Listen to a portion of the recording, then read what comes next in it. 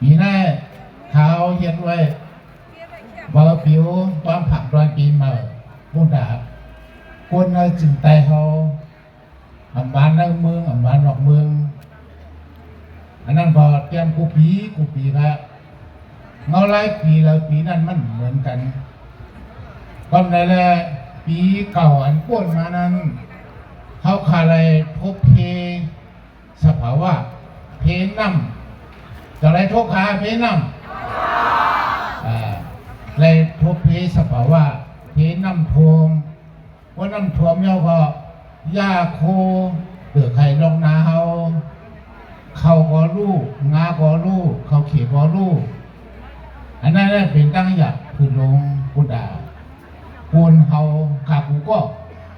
เพื่อกับใจน้ำมึงใจเขาผ่านในเว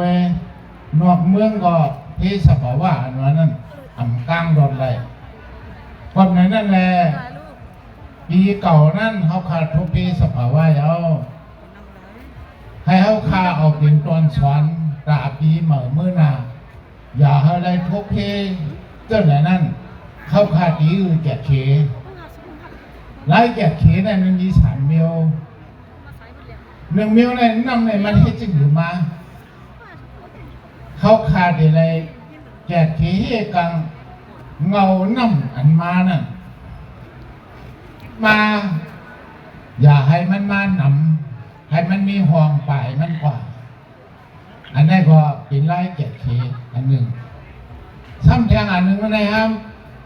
ดองหญ้าสภาวะเถื่อนป่าไม้อันนี้ก็เขาขาดวันกันเฮกังเพราะว่าเถื่อนป่าไม้เขาขาดไว้เนี่ยนั่นก่อนน้ำในเพิ่งมาก็มันโดนเดียวไหวไหนมันเบี้ยนเฮมันบ่มเบี้ยนเฮมันเลยก็มันมาไว้นะน้ำในคำนี้ก็กอกลงไปเช่นนี้มันข้างไว้ที่ป่าไม้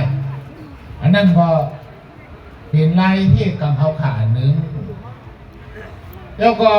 เขาขาเขียนห้องแจกเขวันอื่นมาเขามานั่ง